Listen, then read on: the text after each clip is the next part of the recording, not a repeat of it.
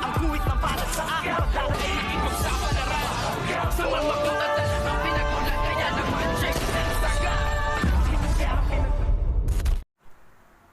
Good morning and welcome sa aking munting channel. Nagulat nga itong si Santino nang makita niya ang kanyang Kuya David na ito nga ay paika-ika at palihim niya nga itong sinundan at nakita niya nga itong pumasok sa isa sa mga stock room sa loob nga ng hospital, kung kaya't nakikinig nga at pinakikinggan niya kung ano nga ang ginagawa ng kanyang Kuya David sa loob nga ng stock room, na kung saan nga ito pumasok na naka-jacket at meron nga siyang bit-bit na bag.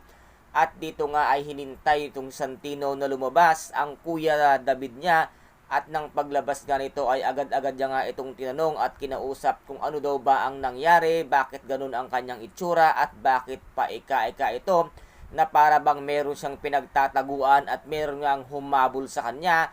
Ngunit walang kalam-alam itong ngang si Santino na talagang itong si David ay may nais ngang patayin, ngunit hindi nga si Tanggol, kung hindi ang kanyang kinikilala di kunong tatay-tatayang si Ramon Montenegro, na siya nga ay hindi naging success ang kanyang pagtapos sa buhay ito dahil sumablay nga ito at talagang umirla naman ang kanyang pagkalampa, kung kaya't dito nga ay kinausap nitong Santino. Ngunit nagalit nga itong si David at sinabi sa kanya na bakit ano ang ginagawa niya, sinusundan daw ba siya. Ngunit hindi agad nakibo itong si Santino, kaya't sinabi na nga lamang dito ni David na lumayas ka sa harapan ko at wag mo akong sinusundan. At talagang feeling niya ay ang galing-galing at ang tali-talino at ang lakas-lakas nga nitong si David.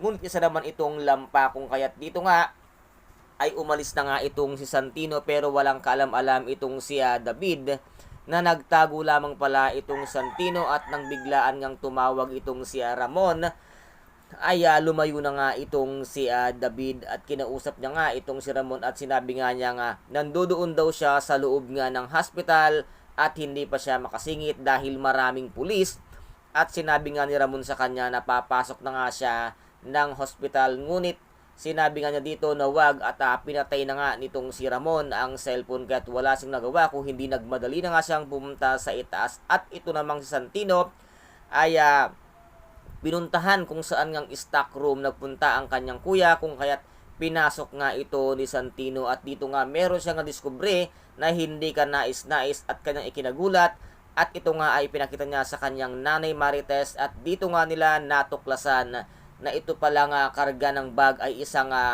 malakas na uri ng baril, na ikinagulat nga ni Santino at ni Aling Marites kung bakit merong baril itong si David at kung ano nga ang plano nga nito. At nasabi nga dito nitong si Santino na baka plano niyang paghigantihan itong ang si Tanggol. Naku, nagkakamali kayo. Pag si Tanggol ang kinalaban nyo, todas kayo ngayon, dahil hindi na kayo kikilala ni Tanggol, dahil si Tanggol mula ngayon ay kinalimutan na kayo dahil sa sama ng kanyang loob na lihim na inyong hindi sinabi sa kanya simula bata pa siya. Kaya guys, ito po ang ating pakaaabangan sa mga susunod na episode dito nga sa FPJs ang Batang Quiapo. At kung nagustuhan po ninyo ang aking videos for today, paki-subscribe na lamang po ng aking channel, paki-like and share para maging update kayo sa lahat ng gagawin kong videos.